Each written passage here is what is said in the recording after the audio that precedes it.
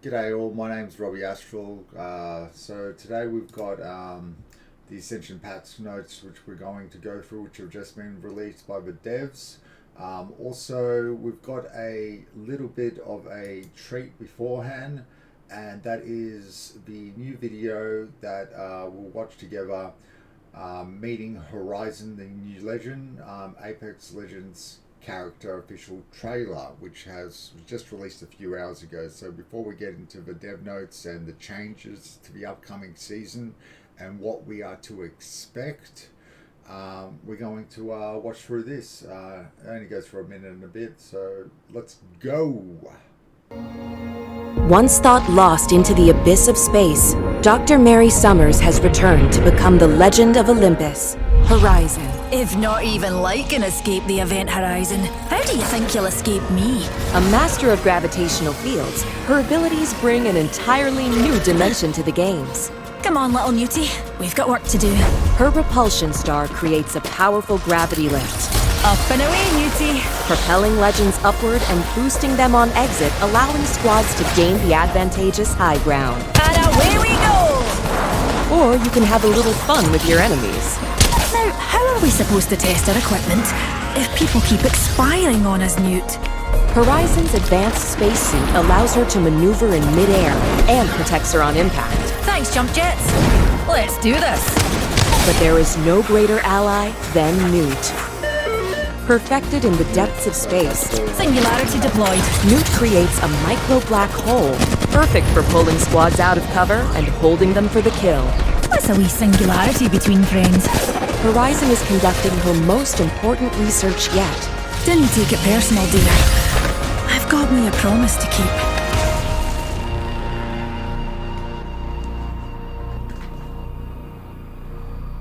So, seen November the 4th, that is this coming Wednesday or Thursday, depending on where you are in the world. Season 7 will begin. With that being said, my name is Robbie Astral. Just to reiterate, don't forget to like and subscribe for more Apex news and or other IT related content from me. So just to reiterate, November the 4th is the release of Season 7. The anticipation of Ascension itself is Season 7's title, and that will be on the Wednesday or the Thursday, depending on where you are in the world. Currently, we've just had the devs patch notes released, and we can go through those essentially now and discuss the changes to upcoming Season 7. As you would have seen, one massive change is our new legend Horizon, and she's meant to be a brilliant scientist. She seems a bit quirky and a little bit crazy for my liking. But yeah, so she's got a passive. So to sum up, instead of reading through all the notes, we'll try to keep it short and sweet. To sum up, she's got a passive, which is the spacewalk, increases air control and reduces fall impacts with Horizon's custom spacesuit. Her tactical is the gravity lift, reverse the flow of gravity, lifting players upward and boosting the outward when they exit. So we've got a chance to experience that if you did any of the challenges leading up to this season.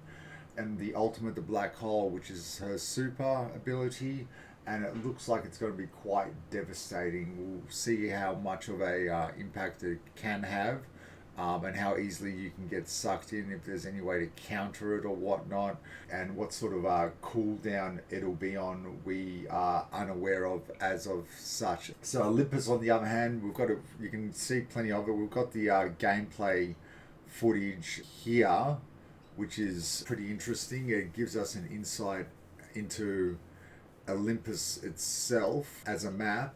From my understanding, they're going to be sunsetting King's Canyon, which I despise that idea. They should have kept it in a rotation. And also, Olympus is, for the first 2 weeks, going to be the only map, the exclusive map that you can play on. And there will also be a mode, I believe, for at least a week, which allows for a rotational shift, essentially, where you can learn the map before combat begins, and then there'll be another airdrop where you are then required to pick up arms. So it gives you a chance to learn a little bit about the map beforehand and exclusively also be playing it for the first 2 weeks. Another massive thing is the new vehicle, the Trident. And some notes about it is when you're on it, depending on how many people you have on it, you'll take damage as a group. So the more people you have, probably the merrier, I'm guessing. So it'll leave some interesting things like, you know, crabber shots being taken, because essentially you can suffocate that damage and be blasted away instantly if you're by yourself. And also you can use it as cover and whatnot. It will be interesting. But the cool thing about Olympus and the map itself is it's as large, if not larger than Kings Canyon, but smaller than World's Edge. So it is quite vast, and the map's designed in a way that you don't necessarily need to use the Trident, so don't worry, you don't have to use them to get around. There are other ways to get around, including teleports of some sort, I believe, which are cool, and obviously the general running where it's not that bad depending on how the rotational circles are going, if you're used to it or not, if you're playing ranked and sort of skirting or whatnot to get higher up before you initiate contact. Another massive change that's coming into play is clubs. Now, clubs, from my understanding, you'll be able to create or join. From my understanding, which isn't mentioned in the patch notes, I believe that you can have up to 30 people in your club, and yeah, it enables you to create matchmaking and have a team environment and be able to get players on a consistent basis playing with you in teams, which will help out in boost out in ranking. I wish the clubs could be larger, but I guess 30 versus 30 club battles with a maximum of 60 players on the maps in that sense may actually be a thing. You never know. Another thing that's happening is Apex Legends and Steam. So if you're coming from Origin, all your progress and unlocks will carry over, and for a limited time log into Steam and receive these Half-Life and Portal inspired weapon charms. Now, what I thought I actually heard was inside information was that Origin is still going to be required to be run in the background. So I'm not 100% sure on that, but just be vigilant that if it's the case, then why would you bother having both running? I would obviously, because you're going to require still Origin if that's the case, you may as well just use it. It doesn't make that much of a difference. I understand the luxury of having everything in one place. This is the issue that I have with third-party providers. I always was used to just pressing the icon and getting into the game. You know what I mean? The Battle Pass, on the other hand, brings a lot of goodies. We've got, as you can see, the Wraith skin just there. That's going to be part of the Battle Pass, and also you may have seen Octane running around with sort of fast fashion, you know, as they call it. And it's high class sort of stuff. And the Wraith does look rather quite well etiquetely posed in her outfit there. It's nice. I do like it. I do like both of those outfits, so it'll be worthwhile grinding for them at the very least as a little pick-me-up once you hit certain levels. Massive change though. Challenges are no longer points-based and are now granted between 1 to 5 stars depending on their difficulty. Collecting stars will take you to the next Battle Pass level. We have also added tabs to the challenges menu in the lobby that allows you to toggle between daily, top weekly and event challenges. Within a match, players can open the map and see the same widget in-game.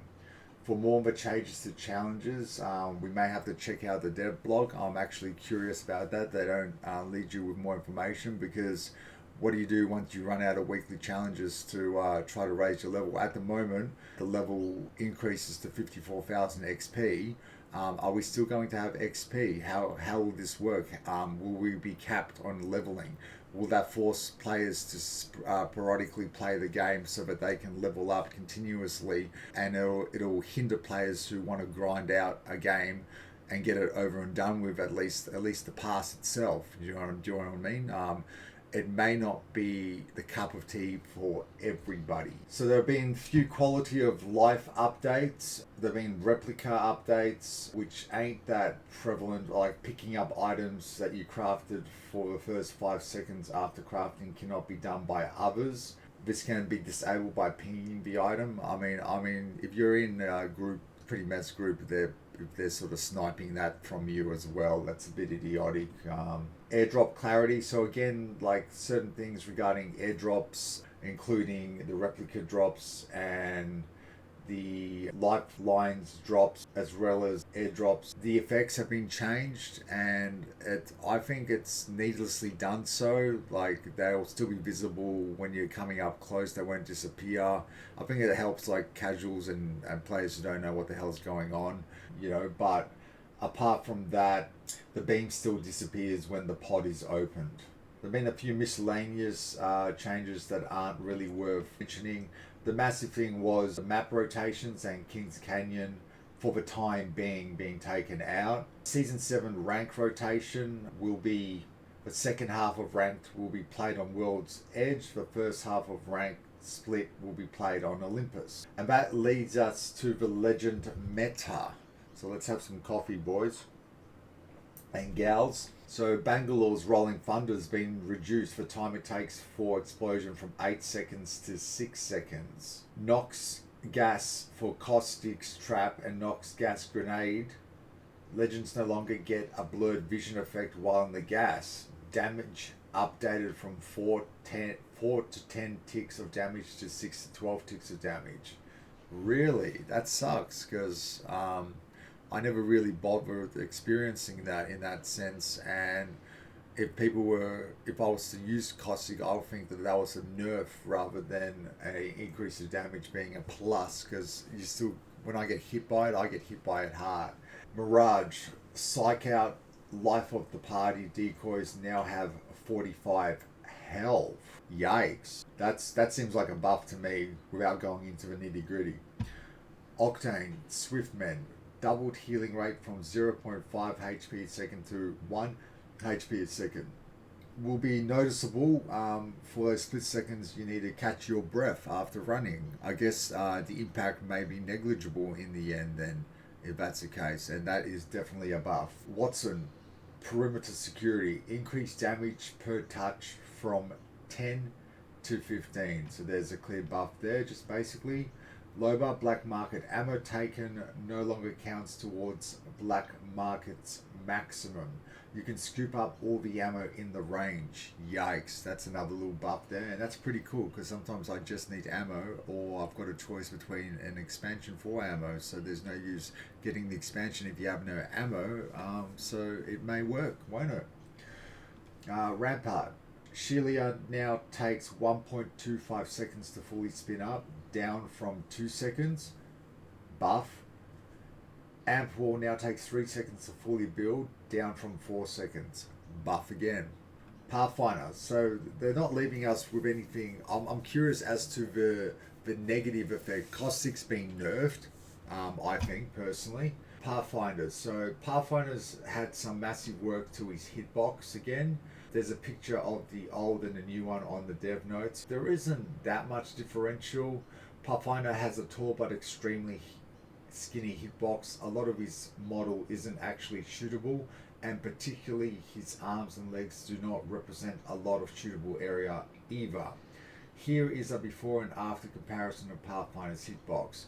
So it shows that it seems to be like there's parts of him that have been filled out, and that means when he's running he'll be getting damage from moving his arms as well. There'll be a larger space for you to actually strike him, which will hopefully be putting to rest the final curtain on the development of what has been an ongoing saga of Pathfinder's hitbox. Grappling hook, on the other hand, we're making a number of changes to the grappling hook. We shipped a very conservative version of this change in 6.1. Yikes. I thought it was a massive difference, because I only started using him recently as well. Now that we know this didn't meaningfully affect his win rate or how frustrating it is to fight him, we're shipping but much more aggressive version of a change list. We also want to make it clear that players should not be punished for changing grappling hook perfectly into other movement mechanics. Pathfinder no longer needs to be on the ground for grappling hook to be considered finished. The speed of which Pathfinder needs to drop for us to consider grappling hook finished was increased from 300 units seconds to 500 units a second. The maximum cooldown grappling can be set to was lowered to 30 seconds from 35 seconds. The maximum amount of travel time before a new cooldown is set is now 5 seconds rather than being uncapped. This means that effectively you can never incur more than a 35-second cooldown. The amount of distance you can travel before you hit maximum cooldown was roughly doubled. Okay, so it's interesting changes to Pathfinder there. So with supply drops on the other hand, thank God they didn't do any massive nerfs. I'm slightly annoyed that Pathfinder will be different in that regards because he's a player I've started to utilize, and I thought that the nerfs works quite excessive enough, and I don't find he's a threat as much as people think on a comparison level to other players playing well with other characters. So supply drop, this is what I was actually curious about, and I'm hoping that the Peacekeeper will be back, but I've just seen the word R99, so I'm crossing my fingers still, but going to be extremely dismayed if the Peacekeeper's not back. And I'll tell you why. I'll be dismayed because at the end of the season before it was sunset, I bought the legendary Lone Star skin and I didn't get to use it unless I got the bloody thing in a supply drop. Get me? R99 out of supply drop. The R99 will be returning to the normal loot pool this season with the same stats it had before it went into the supply drop at the start of Season 6. Okay. Prowler into the supply drop. The Prowler is replacing the R99 in the supply drop. Despite the Select Fire hop-up being removed from the loot pool this season, the Prowler will still have the ability to change between 5-round bursts and full auto. Yikes. Magazine reserves will be 35. Reserve ammo will be 175. They didn't say anything about Peacekeeper, so I'm guessing that means they're still in the supply drops. That really sucks for me because the nerf on, I'm a shotgun man. I was 0.7% in the first season with shotgun usage and kills in the world, and I'm really disappointed. As a control player, it's something that I feed on, and the problems that have plagued the target acquisition and whatnot, and then them sunsetting it and replacing it with the Mastiff, which has been dulled down and obviously doesn't act like it was when it was a legendary, is just ridiculous for me personally, I find. Full kitted weapons. Remove Devotion, Mastiff, Triple Take, Flatline, Vault. New Wingman, Sentinel, Havoc, G7, Alternator. Hemlock. So there's been some issues with Hemlock, supposedly. I don't find I've ever had a problem with the Hemlock. And I've started to use it recently as a controller player on PC and enjoy using it. I don't find I'm purged by people using the Hemlock, but it seems like they've gone through some crazy ass changes here. Increase horizontal recoil of the first 3 shots slightly to the right. First burst when in burst mode. Increase recoil magnitude in the later stages of the pattern. Reduce recoil multiplier in single fire mode to help compensate for additional recoil in pattern. Recoil should mostly be increased in burst mode rather than single fire mode. That's ridiculous. Reducing, you know how much recoil there is on that shit, and to get used to on controller and shit. It's just stupid that they're changing recoil patterns on guns which are meant to be established. Just give us a new gun with a different fucking pattern or something. You know what I mean? Reducing headshot multiplier 2.0 to 1.75. That's 44 to 39 damage a headshot against no helmet based character. Havoc, updated recoil pattern, kicks up, then right, then left, then up again. L-Star. L-Star has a new recoil pattern that kicks horizontally at first and then settles into a relatively consistent upward recoil. Players who feather the trigger will be able to keep the L-Star a good portion of the recoil pattern, which means it's useless for controller players now as well. This is really hindering any controller player on PC, frankly. Sentinel. Energized Sentinel now has a pure damage increase instead of bonus damage only versus shield. Energized Sentinel base damage from 70 to 88. Triple Take. The fire rate has been reduced from 1.3 to 1.2.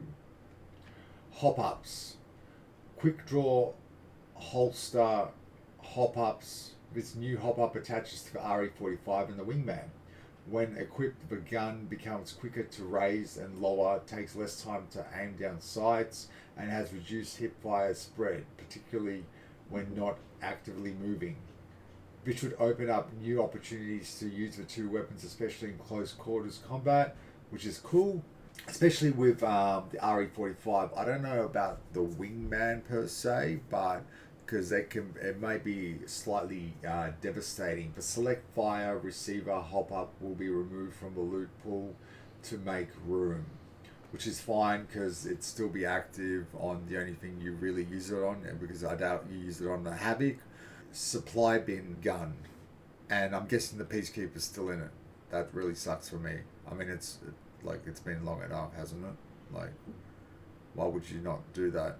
Like, why not just buff another weapon like you always do and chuck it in the supply bin? So there's also been Evo armor requirements increased, so they've changed the damage ratios. That's something to note.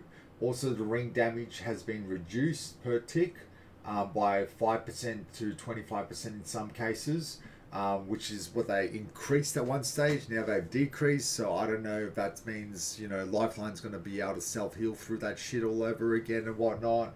And there have been bug fixes, again, with audio, Pathfinder, Wraith, Octane, Crypto, Revenant, and Rampart. Certain issues have been addressed and fixed, but we'll sum that up, and we'll just hope that the game runs smoothly from the get-go. Definitely we'll notice those things if they haven't been addressed or if new things have arisen as a result, because generally with new stuff, there's always new problems.